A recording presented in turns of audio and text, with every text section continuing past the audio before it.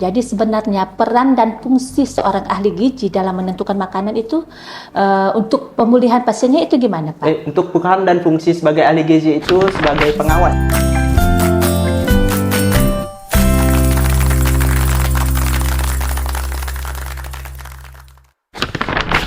Assalamualaikum warahmatullahi wabarakatuh. Apa kabar insanak sehat? Semoga kita selalu diberi kesehatan dan yang sakit cepat diberi kesembuhan. Amin, amin ya robbal alamin. Selamat datang di Bise Bincang Insanak Sehat, podcast yang akan memberikan Anda informasi seputar kesehatan dan pelayanan yang ada di Rumah Sakit Umum Daerah Pemangkat.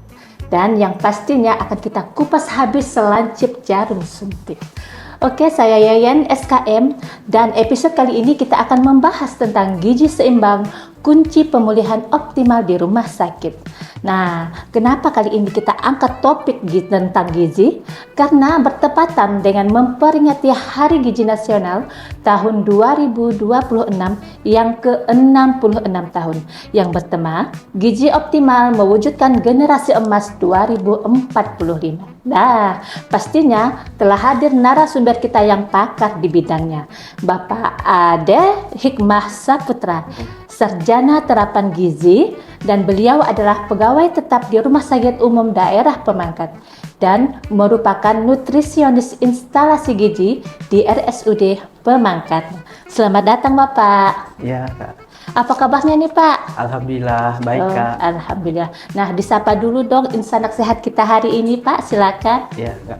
Assalamualaikum warahmatullahi wabarakatuh. Halo insanak sehat. Perkenalkan, nama saya Ade Hikmah Saputra. Saya ahli gizi di Rumah Sakit Umum Daerah Pemangkat.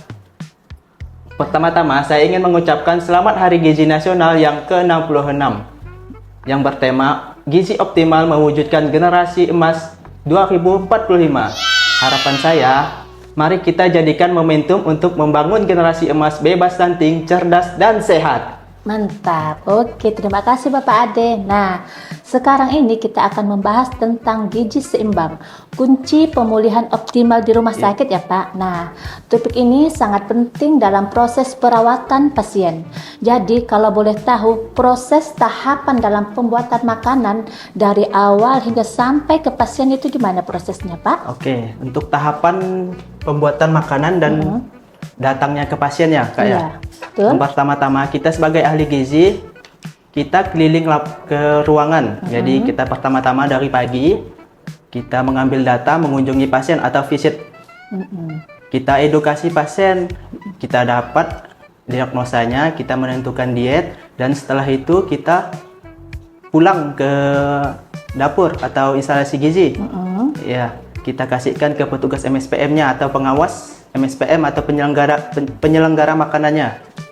Ya, jadi dia menyatat seluruh jumlah pasien yang dari para ahli gizi yang telah turun dari lapangan. Nanti ada petugas gizi. Petugas gizi akan membuat etiket, dan etiket itu akan kita kasihkan ke pramusaji dan dicek ulang apakah dietnya benar atau tidak. Dari masak ke pramusaji didistribusikan, nanti pramusaji mengantarkan ke pasien-pasien sesuai ruangannya. Berarti tahapan awal itu tergantung diagnosa dokter ya. Iya. Jadi ahli gizinya itu ke ruangan-ruangan memantau, visit namanya ya. Oke. Berarti balik lagi untuk apa-apa yang perlu dikerjakan itu diet-dietnya gitu sesuai dengan diagnosanya Pak ya. Iya. Oke. Nah, gitu. Banyak masyarakat yang masih menganggap makanan rumah sakit hanya sebagai pelengkap. Jadi sebenarnya peran dan fungsi seorang ahli gizi dalam menentukan makanan itu untuk pemulihan pasiennya itu gimana Pak? Untuk peran dan fungsi sebagai ahli gizi itu sebagai pengawas. Jadi pengawas di penyelenggaraan makanan yang tadi saya kasih tahu kan. Nah, setelah itu dan penentu diet. Untuk penentu diet untuk pasien. Kita sebagai ahli gizi, kita misalnya ada pasien khusus penyakit kronis, jadi kita kasih penyakit diet yang khusus. Kayak misalnya penyakit pasien yang kena hipertensi, kita kasih rendah garam. Penyakit yang kena diabetes, kita kasih rendah gula gitu. Berarti selain pengawas, penentu diet ya? Iya. Oke, banyak juga ya. Selain itu Memang ada 2 aja atau ada lagi yang lainnya? Ada lagi, kita sebagai ahli gizi itu akan ada asuhan. Jadi ADM asesmen, diagnosa, intervensi, monitoring dan evaluasi. Untuk asesmennya itu dari antropometrinya, kita lihat dari berat badannya, tinggi badannya, kan jadi dapat status gizinya. Setelah dapat status gizinya, kita dapat menentukan dari diagnosa gizinya. Untuk diagnosa gizinya seperti kita beda dari dokter ya, diagnosa gizinya kayak diagnosa gizi misalnya kita asupan makannya tidak habis ya, diagnosa gizinya berarti asupan oralnya tidak habis gitu. Lain-lain ya, tersendiri ya. Iya, jadi kalau setelah diagnosanya selesai, kita melakukan intervensi gizi yaitu menentukan diet ke pasien. Nah, kayak saya jelaskan tadi, dapat misalnya penyakit yang khusus kayak hipertensi yang rendah garam gitu. Dan setelah intervensi kita menentukan monitoring dan evaluasi. Nah, jadi selama di rumah sakit kita melakukan monitoring. Nah, misalnya asupannya tidak habis, kita monitoring kenapa makanannya tidak habis gitu. Nah, ini lihat berat badannya apakah turun atau tidak gitu.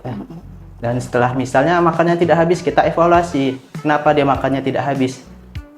Ya, gitu. Bukan perawat aja ya, biasa kan kalau perawat kan asuhan keperawatan. Berarti ke bagian gizi pun ada ya, asuhan khusus untuk gizinya ya. Asuhan untuk gizi. Oke. Nah, dalam prakteknya nih, apa tantangan terbesar dalam penerapan menu gizi di rumah sakit? Tantangan terbesarnya ya, setiap profesi itu kan pasti ada tantangan besarnya ya kayak. Iya betul. Jadi untuk tantangan sebagai ahli gizi itu seperti kayak kepatuhan pasien. Jadi pasien itu kurang patuh terhadap makanan selama di rumah sakit. Jadi kadang membawa makanan dari luar. Nah, kan jadi menghambat atau proses penyembuhan pemulihannya jadi lambat. Betul. Misalkan kita tidak tahu dari luar kan makanannya misalnya banyak garamnya, banyak MSG-nya, banyak gulanya banyak. Nah, kan jadi misalnya penyakit yang punya gula tinggi gitu kan. Nah, makin tinggi gulanya padahal kita diet sudah benar kita kasih kan. Iya. Ya, darah tinggi gitu ya. Diam-diam beli cilok itu bahaya berarti Pak ya. Iya, punya. ya, oke. Jadi, lalu apa yang dimaksud dengan menu gizi seimbang dan tepat di rumah sakit? Ya, untuk menu gizi seimbang itu untuk sesuai di pasien tuh kayak seperti menyesuaikan dengan pasiennya kayak kita menentukan dari kandungan karbohidratnya, protein hewani, protein nabati, lemak, vitamin dan mineral. Jadi kita melihat kondisi pasien lagi, misalnya kita mau mengasihkan gizi seimbang lah. Berarti harus lengkap ya. Iya. Kayak apa biasanya yang di sekolah-sekolah itu 4 sehat 5 sempurna, ini masuk nggak dokter? Di sini bagian kayak 4 sehat 5 sempurna itu untuk ilmunya sudah lama, jadi sekarang sudah gizi seimbang. Oh salah ya? Iya. Oke. Nah, bagaimana ahli gizi memastikan bahwa makanan yang disajikan memenuhi standar kebersihan dan keamanan pangan? Untuk keamanan pangan, kita tahun kemarin 2025 sudah melakukan pelatihan kepada juru masak dan pramusaji. Iya. Jadi untuk sekarang kita sudah monitoring selalu apakah dia menggunakan APD atau tidak.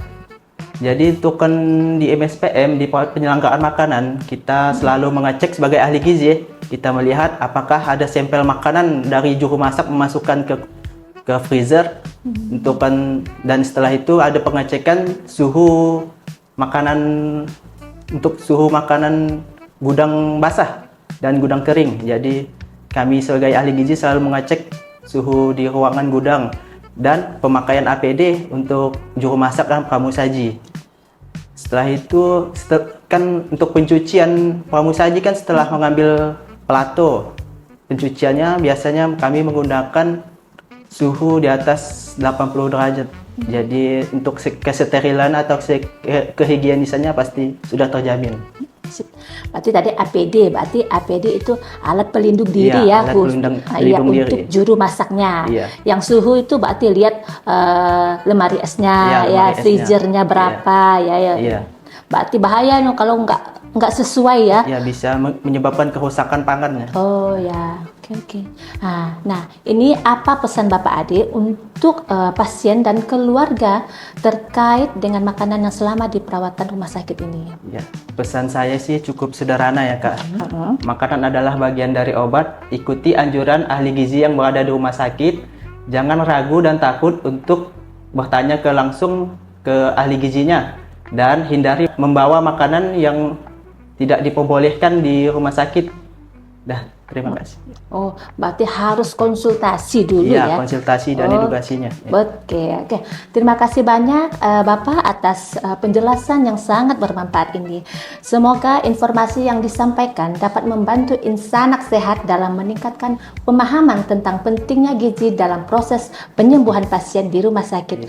Dan yang diharapkan pasien itu patuh mengikuti menu gizi di rumah sakit. Jadi jangan asal-asal jajan ya Pak ya, makan sembarangan, bisa-bisa nggak sembuh dengan pasiennya. Oke. Kami juga mengucapkan terima kasih kepada narasumber kami Bapak Ade yang telah berbagi ilmu dan pengalaman tentang pentingnya gizi. Dan sekali lagi kita mengucapkan Selamat Hari Gizi Nasional yang ke-66 tahun. Betul. Ayo ciptakan generasi emas yang sehat dan produktif. Nah, ada pantun sedikit nih Pak. Oke. Makanlah sayuran dan buah-buahan. Cakep. Gizi seimbang untuk tubuh yang sehat. Cakep. Hari Gizi Nasional, mari kita ikutan. Untuk generasi emas yang lebih ceria dan kuat. Oke. Saya Yain SKM, pamit undur diri. Sampai jumpa di podcast selanjutnya. Salam sehat. Wabillahi taufik wal hidayah. Wassalamualaikum warahmatullahi wabarakatuh. Dah.